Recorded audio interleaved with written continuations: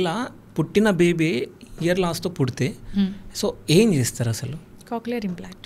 Okay. Cochlear implant so చేస్తారు. అది ఎట్లా చేస్తారు అది? సో బేసిక్ ప్రాసెస్ ఏంటి? ఇఫ్ బేబీ పుట్టింది,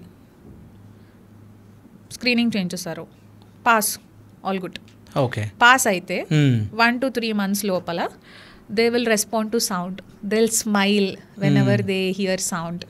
సో ఆ ప్లెజరింగ్ కైండ్ ఆఫ్ రెస్పాన్సెస్ ఉంటుంది బిహేవియరల్గా, like they smile for sounds or they blink for sounds. అట్లా 3 to 6 months పీరియడ్ ఆఫ్ టైంలో they look at the source.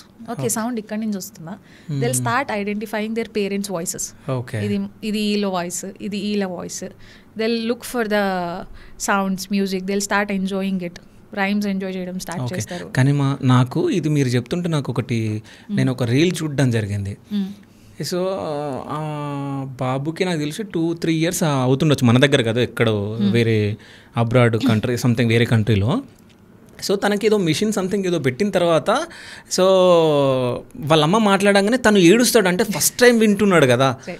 So అంటే అట్లాంటి మిషన్స్ ఏమన్నా పెట్టడం జరుగుతుందా లేకుంటే? డెఫినెట్గా. ఇప్పుడు లైక్ నేను ఏదో చేశాను 1-3-6 ఏదైతే చెప్పానో, 3rd month కల్లా 2 అవుట్కమ్స్ ఉంటాయి. ఒకటి partial hearing, 2 complete hearing loss.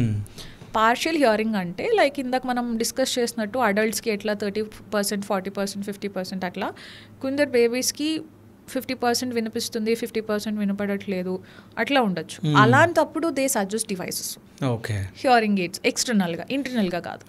కానీ if it comes out that 90% వినపడట్లేదు, 100% వినపడట్లేదు, is when they go for cochlear implant. Devices ఉంటాయి, ఇంప్లాంటేషన్ 2 ఉంటుంది. అది బేసిక్గా మీకు చేసిన టెస్ట్కి అవుట్కమ్ ఏదైతే వస్తుందో దాన్ని బట్టి ఏది సూట్ అవుతుంది, what is the criteria they are following in, what is the reason that they have got it, what is the best outcome. 6 months కల్లా దాన్ని డయాగ్నోజ్ అయిపోయి నా earlier stage they are getting implant is 9 months. ఇంతకుముందు 12 monthsకి చేస్తుండే, అట్లా నా earliest they are doing is 9 months.